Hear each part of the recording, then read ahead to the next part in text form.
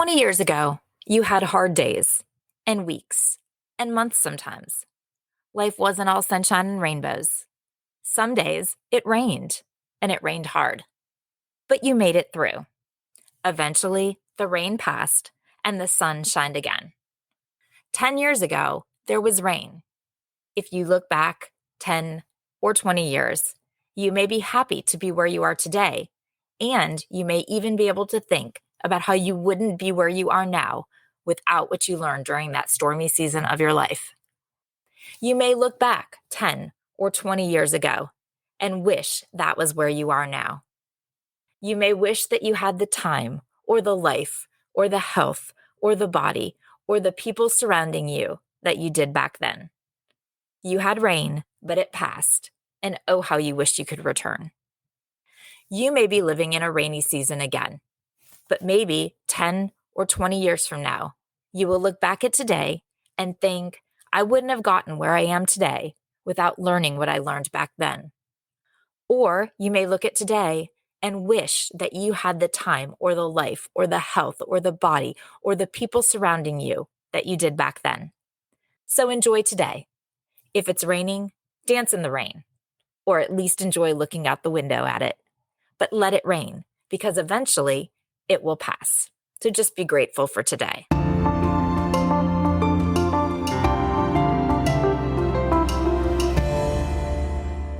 Hey guys, it's Jen, and this is another episode of Reframing Me.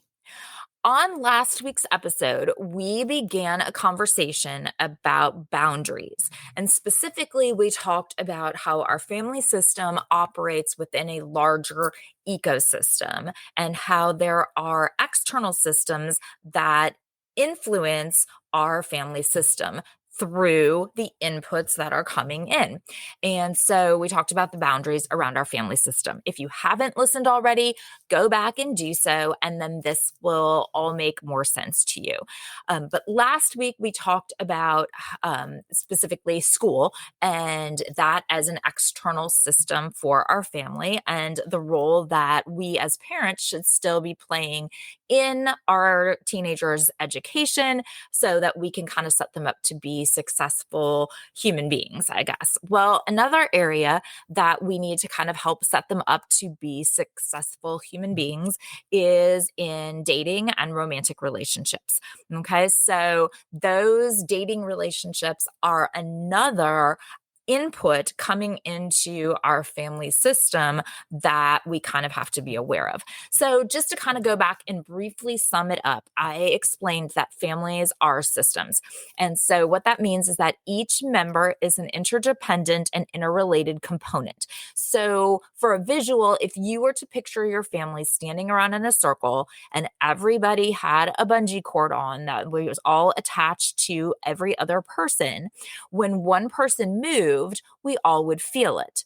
All right. And so if someone moved substantially, everyone needs to shift and adjust. So that's what we mean, that all of the parts are interrelated and interdependent, that everybody's behaviors and actions all impact the others. All right.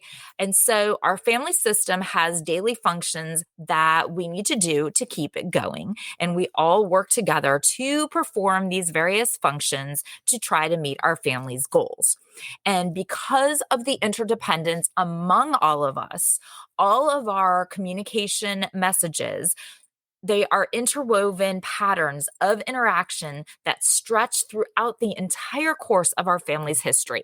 And so no one thing that we say, whether it's an off-the-cuff comment or a serious heart-to-heart conversation or an argument, none of it is a singular event. Everything is based on something that preceded it and then precedes something that will follow it. Around our system is a boundary, and boundaries, they vary in permeability from an open system to a closed system. Now, a closed system essentially is completely closed off from the environment. It lets no inputs come in. It lets no outputs go out. And an open system has completely permeable boundaries where inputs are coming in and outputs are going out, and everything is open to the world and to anyone, and it's open to any information coming in. Now, realistically, none of us are living on either of those ends of an open to closed system, but it's a spectrum, and each of our families falls somewhere in that range. Now, we also said that our family systems don't exist in a vacuum. So while a family itself may be like a 3-person or 4-person or 5-person or whatever nuclear system, we also function in this larger ecosystem. All right. And so these larger components, things like a neighborhood system, our social systems, school or work, extended families, religions, organizations, even larger super systems like our culture, society, media, all of those things exist and they influence our family system. And our family system then puts outputs back into those. As our families grow, our family systems start to be impacted more by the systems that are surrounded in the external ecosystem. And so while we've always had these outside factors coming in and influencing us, it becomes much more so as our kids become teens. Because really, when they're little, we can control much more what's coming in. But now we really do start to see just how little control that we have over the inputs and outputs of our family system.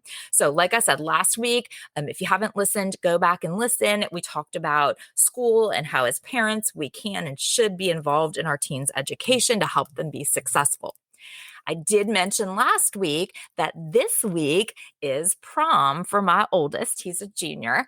And I know it's also overall prom season for most schools. It is spring after all, so I guess love is in the air. So this seems like a perfect time for us to talk about our teens and about their romantic relationships. Teens dating is probably, if not the hardest part of raising teens. All right. It definitely makes many of us uncomfortable. And how we choose to handle it, though, does impact the trajectory of both our relationships with them long term and their relationships with other people long term. So, yeah, I mean, no pressure or anything on us. It's just totally fine. But it is super important. And I know that I've had enough conversations with you all that I know that you are all having lots of similar experiences to each other. And you have a lot of questions about how to navigate this kind of, this point in our lives. Both of mine, I told them I would not talk about them much in specific. But just to give you a stage on where we're at, both of my boys have their first girlfriends. Okay. They're 16 and just turned 15, almost 17 and just turned 15. And each of these relationships is probably close to 6 months in at this point. And, I don't want to be like too dramatic, but I'm super impressed with my boys because I am not sure that I could have hand selected more perfect matches for both of them. Like they just really fit organically with each other. They just managed to find someone who seems to fit what they need. My oldest has a girlfriend who is very much like him in a lot of ways, and that really works for him. They have similar interests and personalities, and he needs that. That's just a good fit for him. Whereas on the other hand, my middle, he's entirely different than his brother, and his girlfriend is his total opposite, which is super interesting to me because that is just exactly what he needs. And I've come along and I have managed to already break my one cardinal rule. Already, yes.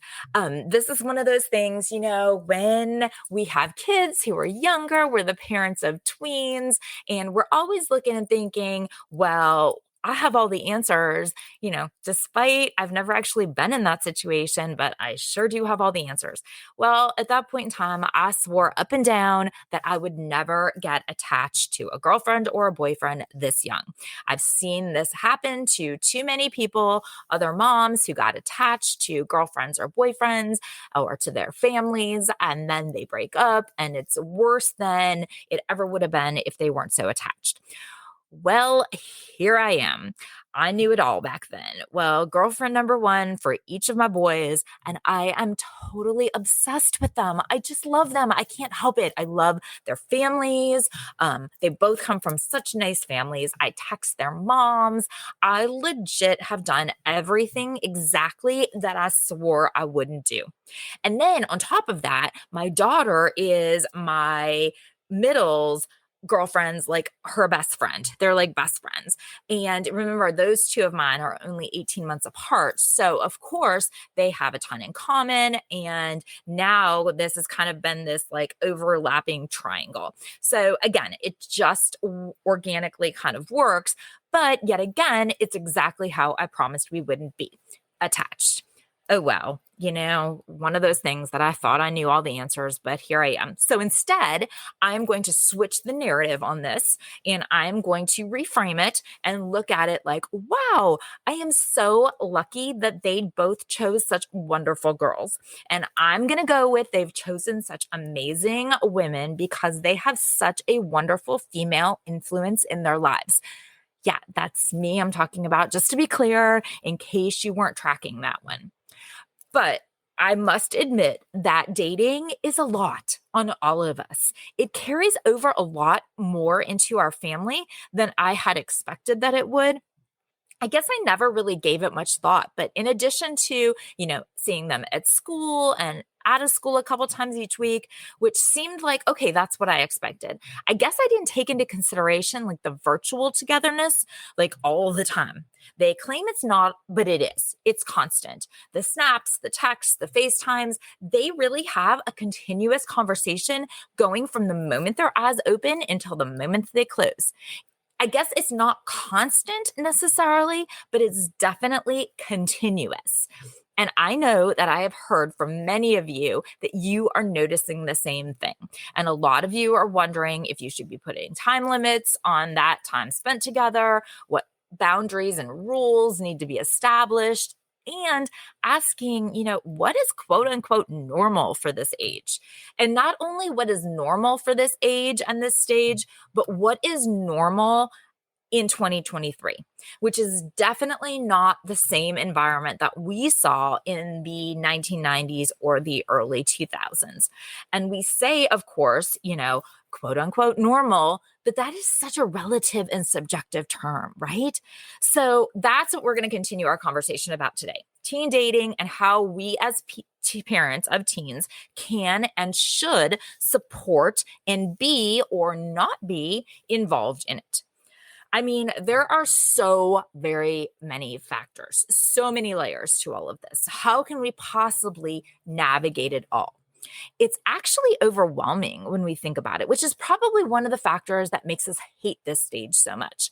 That and the thought of kissing and all of the other, that everything else. I know I should be able to do this without ewing. I should be able to put my social scientist hat on, but I'm also the mom, and that's just ew.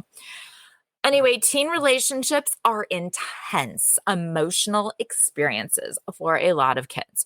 I mean, really, falling in love at any age is, but during these teen years, everything feels huge. And it's all happening for the first time, and the ups are super up and the downs are super down. To teens, think about it, losing a favorite shirt or having someone eat the last donut or take their cell phone off of the charger or really literally anything can cause an utter emotional meltdown. And everyone, like every damn person, is either a very, very best friend or a total mortal enemy, like nothing else in between. So, really, it is on brand for teens to feel love quick and big, like everything else associated with them. It's all magnified. And again, with teens, it's also on brand for everything that they do to be all in. Football season for us comes and we live, breathe, eat, sleep, talk, watch. Like every moment is consumed with football. Or if a new video game is popular and, all of a sudden now you would physically need to tear them away from it, right? They would rather stare at that screen until their eyes blur over. They would skip meals and movement just to keep playing. They are all in on it. In our house, Taylor Swift plays on a constant loop in my daughter's room.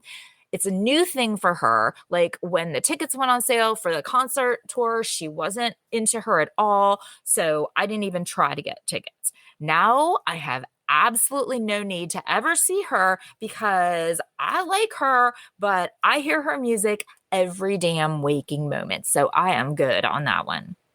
So if teenagers are one thing, it is committed. When they get into something, they really, really get into it. And they are all in or all out. Nothing in moderation. We know this. It tracks. It's how they are with everything. We see it in what they do, to what they eat, what they wear, to what they listen to. They are dramatic and they are committed. So of course, when they fall in love or in infatuation or whatever, it's going to be the same. They will fall hard and they will fall quick, just like they do with everything else. And it will consume them, just as everything consumes them. It is just part of their development. Is it healthy? Probably not. But if eating only Cocoa Krispies for a month didn't hurt them, this probably won't either. A lot of parents are averse to even letting their teens start dating. I think I kind of got lucky on this one because with my oldest, when I would have been so, oh, we're not dating kind of thing, midway through 8th grade is when COVID started. And for the next 2 years, he was at our dining room table for school. So I didn't really need to worry about making that dating decision. There weren't a lot of dates available for him in our dining room. And now that I'm at number 3, I am able to look at it with a much different perspective than I would have with number 1. But knowing how to establish and maintain healthy romantic relationships, it's important. It can really help them learn how to develop into well-functioning adults with healthy adult relationships. And just like everything else that they learn to do at this point, healthy dating during their teenage years is a super important way to develop their social skills, their communication skills, to build empathy, and to grow emotionally.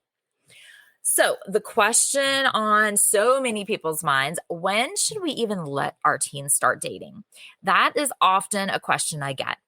Dating has totally changed since we were teenagers, and probably the biggest change is the age. I was shocked to when I started learning this when my kids were younger than this. And it's like, I was totally shocked that girls usually start dating at 12 and a half and boys at 13 and a half. I mean, now that my kids are past that age, it's like, well, yeah. But when my kids were littler and I was first researching, I'm like, oh my goodness. But, keep in mind, we do keep referring to dating, but that's just kind of a broad term that is super general and sounds much less cringy to me than repeatedly saying romantic relationships. And it sounds much more serious than what most of these 12 and 13-year-olds are actually doing. At that age, they may say that so-and-so is quote unquote dating whoever, but this may just mean that they do things like as a part of a larger group and those two just each like each other more and in a bit different way than they do all of the other boys and girls in the group. Or maybe they send different snaps to that person instead of the generic snap that they send to the masses. Maybe they actually text each other. But this is just kind of like a bit of a dip the toe into the dating pool. And it's actually a super healthy way to ease into it at this younger age. It's safer. It's not as awkward. They can work on those communication and start to learn about other people. And they're not forced into a space that they might feel any type of sexual tension. At this point, dating someone or what they're saying is dating someone might start to involve hanging out together. Yeah.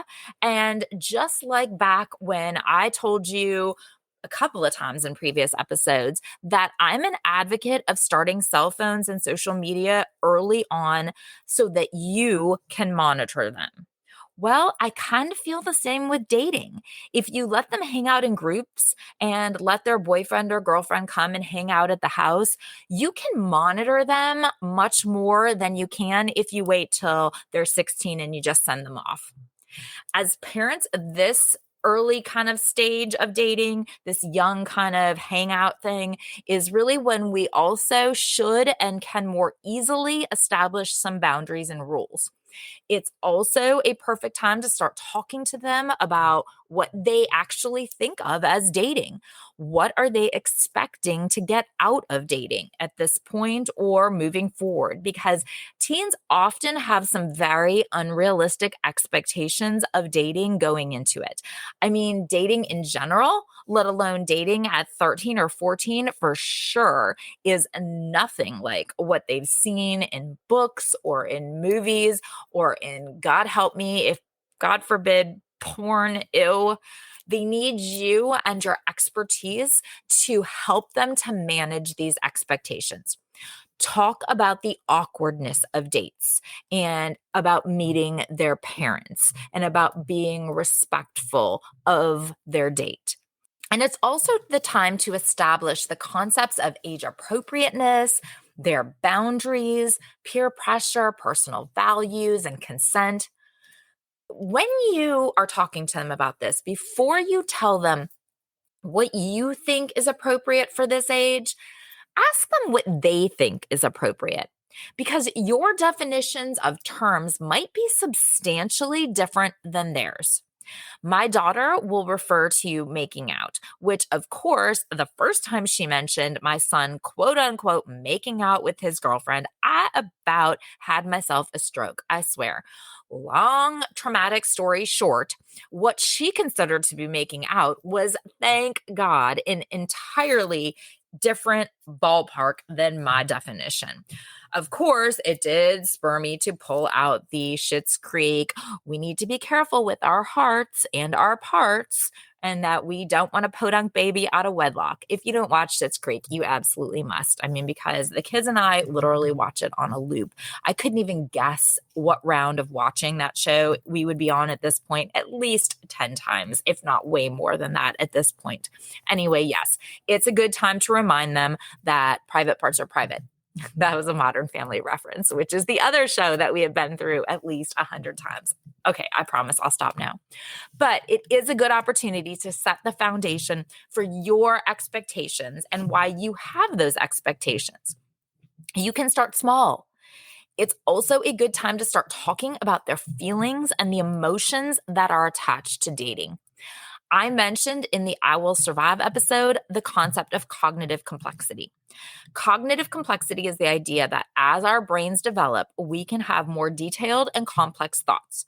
So, whereas you and I, as fully mature adults, might look at someone and say, I like her because she's thoughtful and considerate and funny and generous and kind or whatever. A 13-year-old, not fully developed, immature teen might say, I like her because she's nice. They mean the same thing and they may like her the same amount, but they don't have the same detailed cognitions that you and I do to distinguish between all of those different descriptives. And really, I mean, someone who is thoughtful and considerate and funny, generous, kind is essentially nice, right? So, pretty much in the same way, they may only have the word love for what they're feeling. So when you see him text her, I love you, or her text, ILYSM, which is I love you so much. See, I'm down with what the kids are saying. Or she says how much she loves him.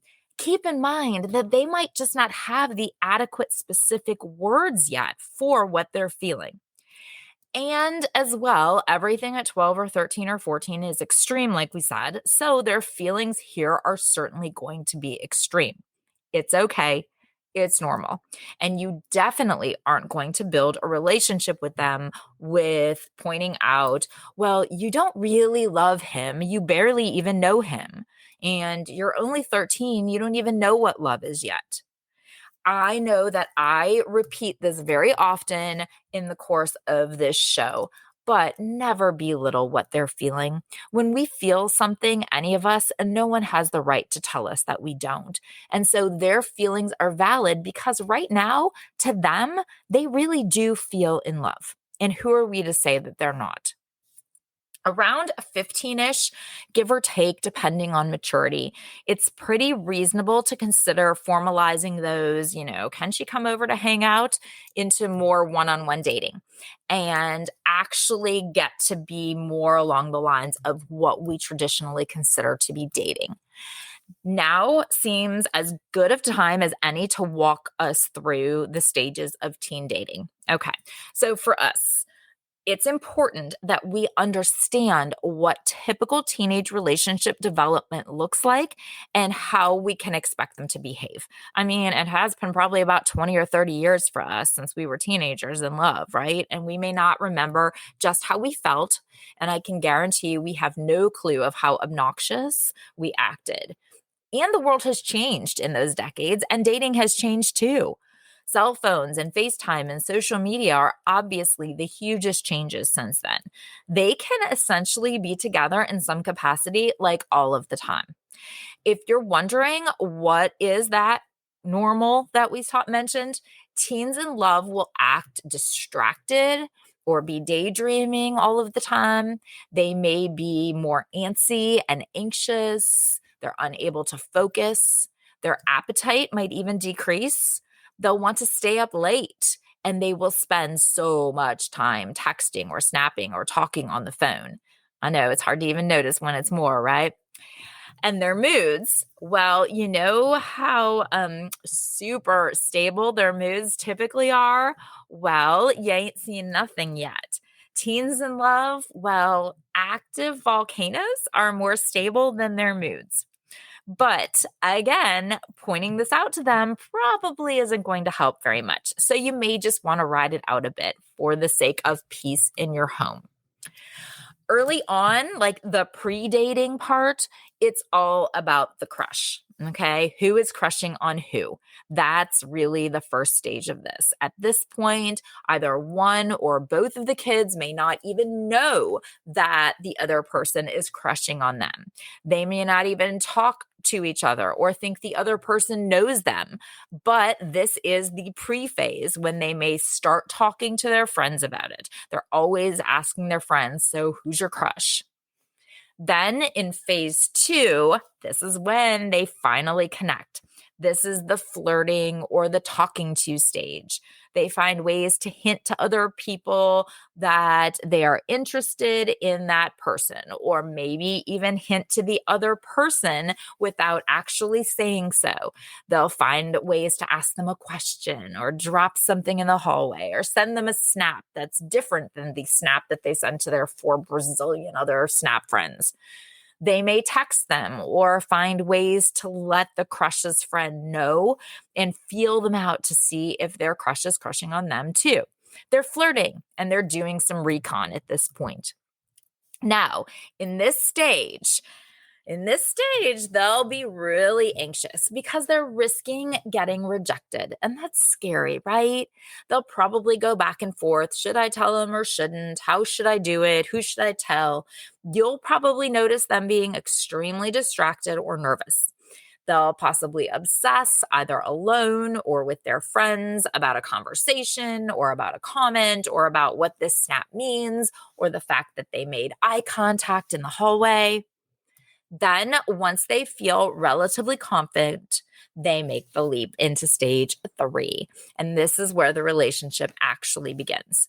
Now they're what we might call dating or hanging out. They're probably super happy and excited. Their sleep and their eating and their moods all might be a big hot mess at this point. It may not be a very solid thing yet. One or both of them might not be super serious or committed, and they may even be talking to other people still, or they might be completely infatuated at this point. It's new, it's exciting, it's all they want to think about, or it can be somewhere in between those two ends. Once they start getting more committed and official, they settle into the relationship and stage 4.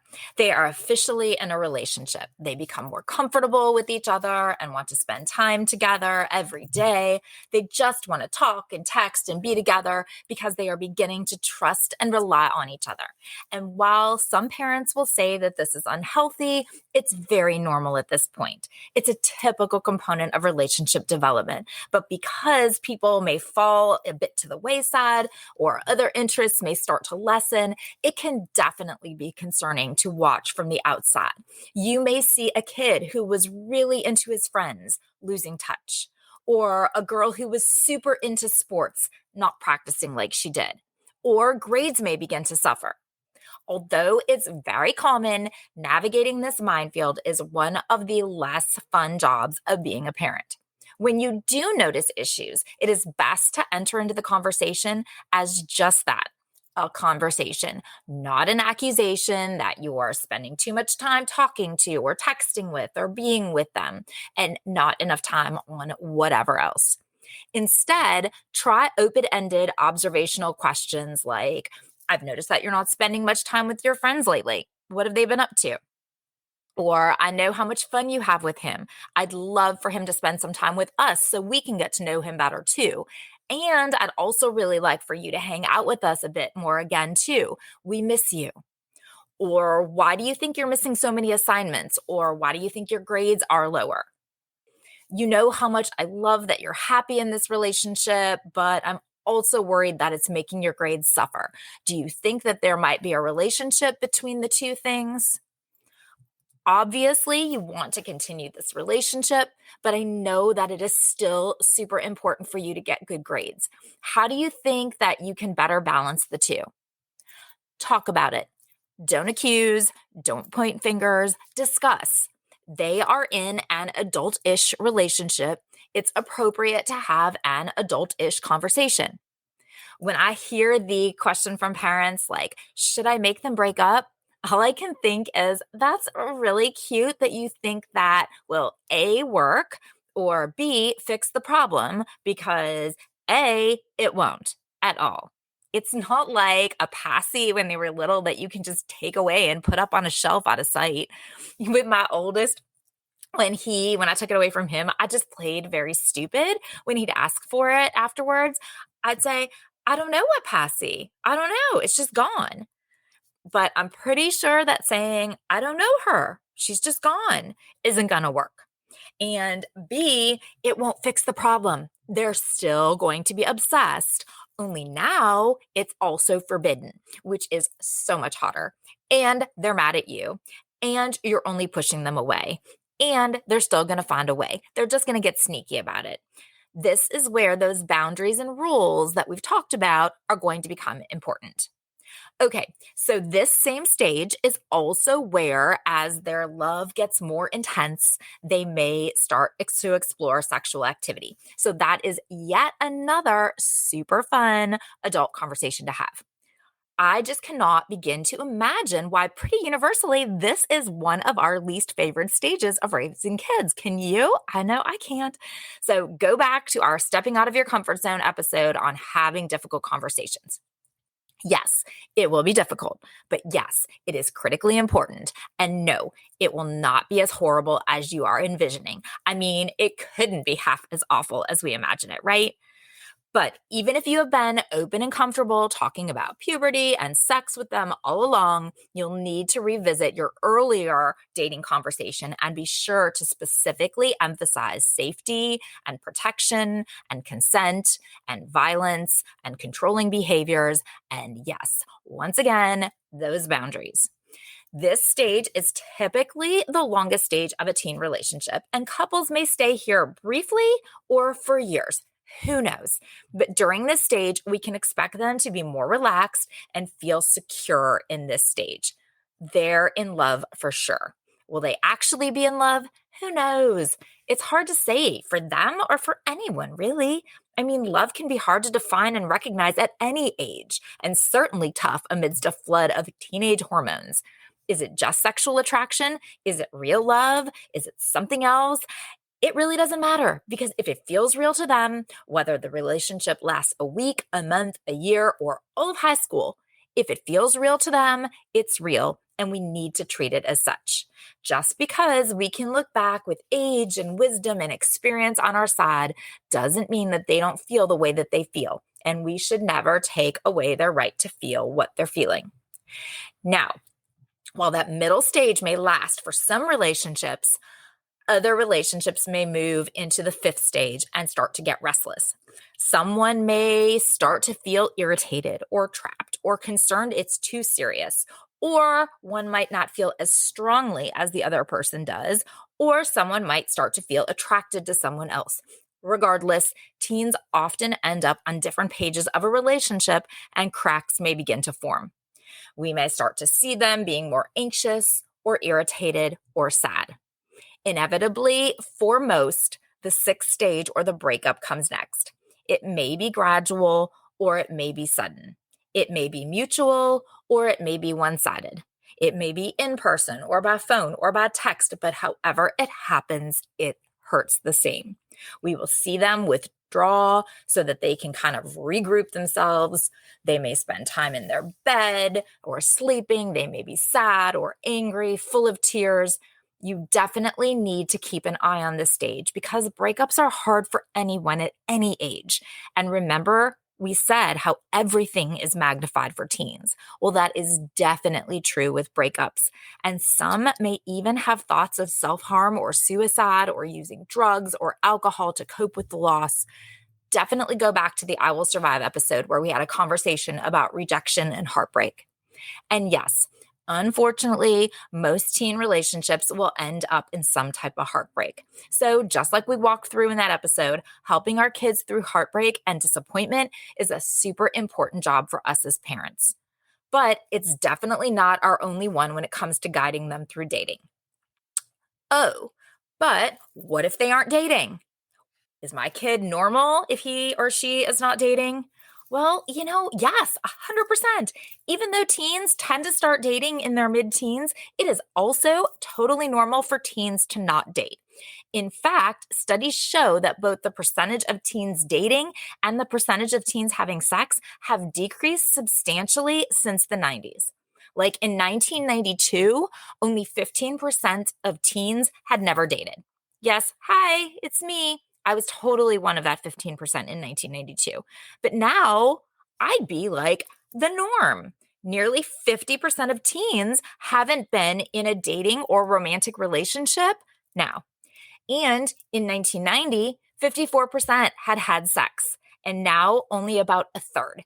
So if your teen isn't dating, they are not the only one for sure. So, as parents, here are 6 basic ways that we can help our teens to navigate this new and complicated part of their lives. First, well, obviously, I've made such an enormous deal out of it for like 2 whole weeks. So, we need to start with establishing boundaries, clearly. But it's establishing and managing a lot of different boundaries.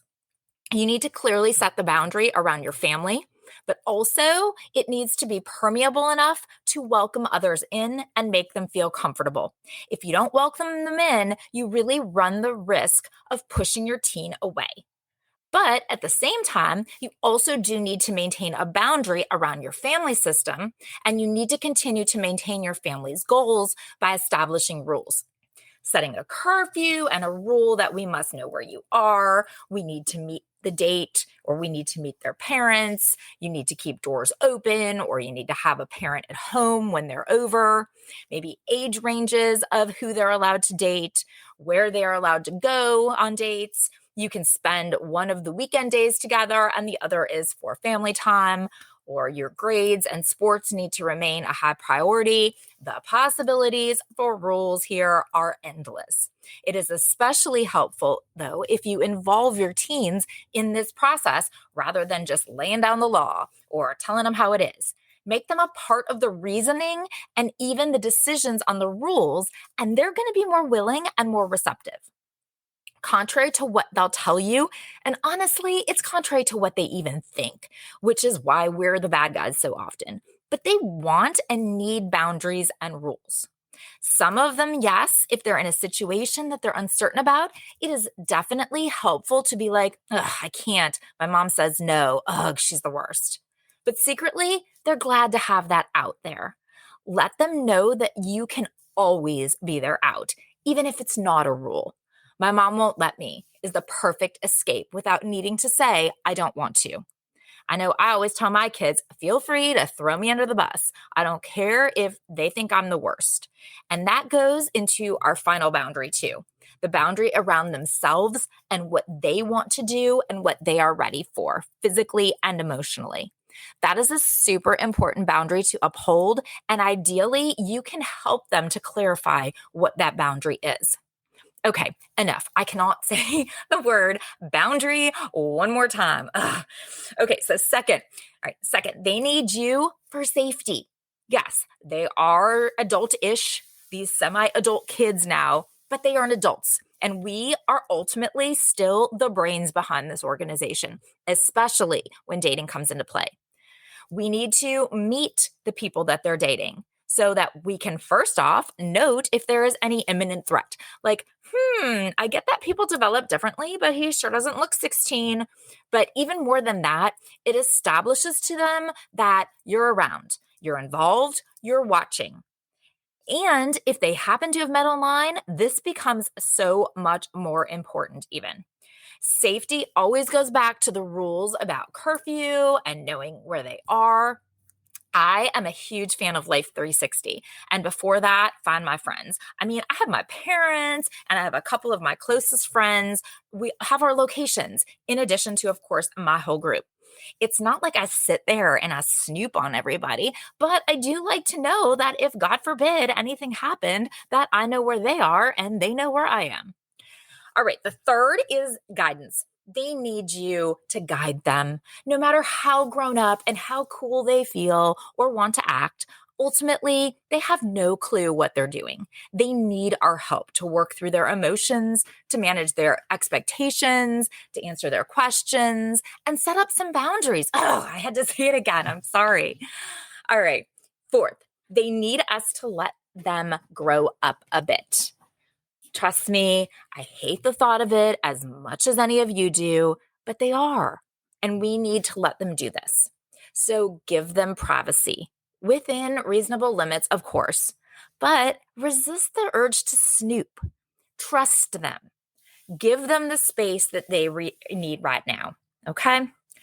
Fifth, you need to give them your support. Ask about the person they're dating. Try to get to know them.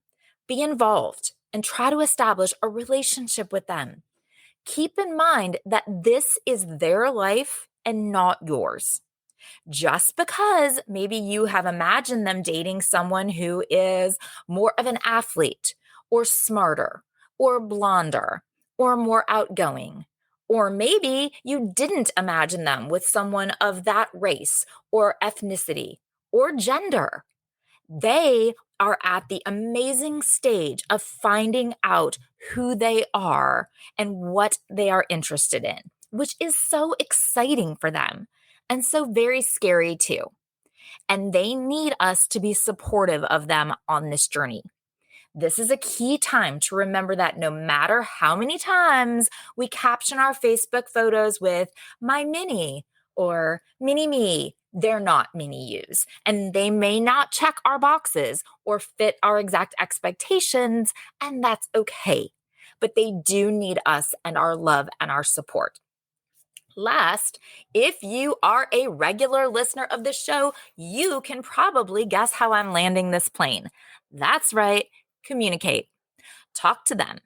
Even if it's uncomfortable, let them know that they can come to you and you won't judge them. Show them that you support them and their choices, and that you care about them, and that you care about the people that they care about. The reality is, if you have established a good foundation for values, appropriateness, open communication, and trust, this is just the natural progression of things. And if you can manage the other changes and growth as they happen, this should all happen fairly organically. And if you are struggling in any of these areas, remember from way back in a super early Gen is Zen, We have the power to reroute and realign with compassion as often and as many times as we need to. Thank you so much for listening. I truly appreciate you spending this time with me.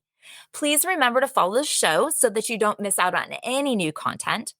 If you enjoy the show, please share it with your friends who might also benefit from or enjoy it. That's how we'll grow our community.